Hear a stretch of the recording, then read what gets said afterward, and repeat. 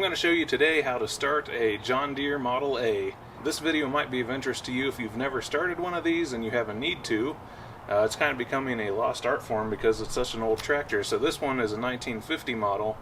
So most of these you're going to run into are in their 70s as far as how old they are. So if you don't have the original operator's manual, which most people do not, you might not have a clue how to start this. So I'm going to show you how to do that now.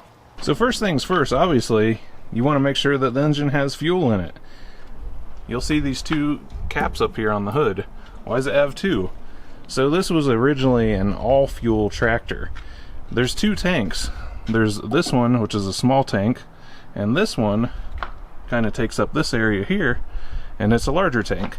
The idea behind these was, back in the day, fuels other than gasoline were cheaper to run, so you would only start the tractor on gasoline, then you would switch it over to a fuel like kerosene or diesel, and it would run on that after it was warm. If you're doing that, you need to make sure you have both types of fuel in there, but really today it's common that anyone would just run gasoline only.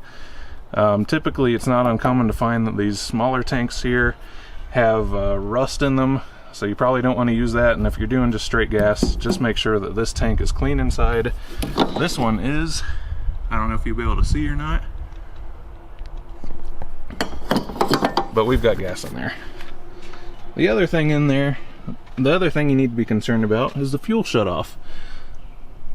This is the fuel bowl, which acts as a fuel filter, and we'll go to the other side of the tractor. That's where the actual valve is that you would turn.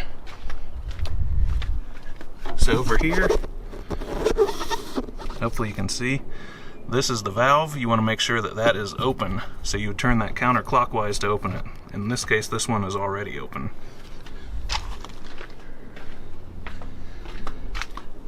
Next, your tractor might have this valve here, which is what lets you switch between fuel and the tanks.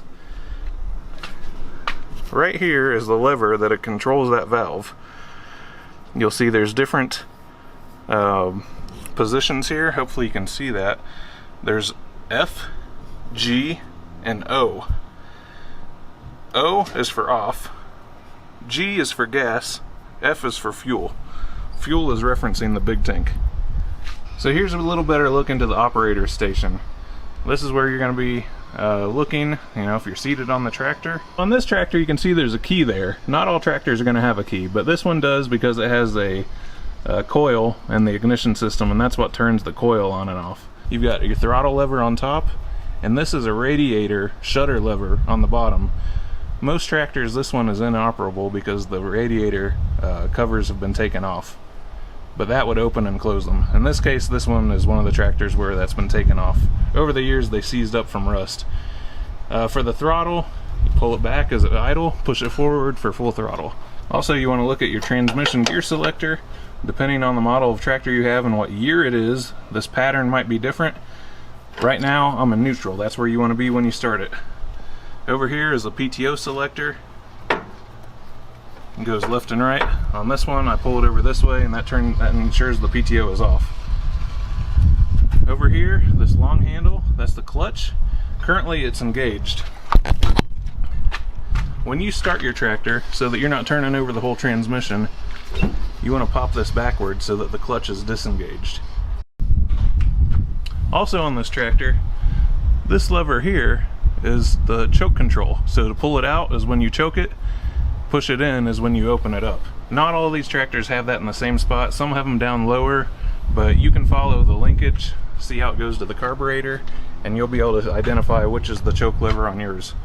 One last thing, this pedal here is the pedal which engages the starter. So this is what you're going to use to engage the electric starter on the tractor if yours has electric start. Alright, so now at this point you know enough to hopefully get your tractor going. Here's what we're going to do. Now that we've pointed out all the necessary items that you're going to need to know about, we're going to start using them. For the key, I'm going to turn it on. There's just an on and off position. So on, off. This is also what you're going to use to turn the tractor off. So mine's turned on now. That means I have power going to the coil. It's not uncommon to see people come to this side of the tractor, turn on the ignition, set your throttle and choke where you want it, and engage the starter here with your hand. That works. You need to be careful though if you do it, because if a tractor is in gear, as soon as it starts, it's going to roll over, run over you. A lot of people have died from this, so be careful about that. Just because that thing's in neutral doesn't mean that it's actually in neutral. This is a 70-year-old tractor. There could be something wrong in that transmission, so be conscious of that.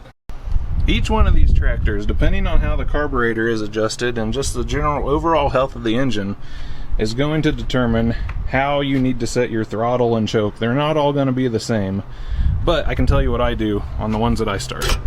I take my throttle handle, push it back to idle, I pull it out a little bit, between maybe a quarter and a halfway, and then on the choke, I know on mine, this thing's going to start fairly easily by just having it out a little bit. You might have to figure that out on yours and figure out what the sweet spot is. So now that I've done that, I'm going to go ahead and start it.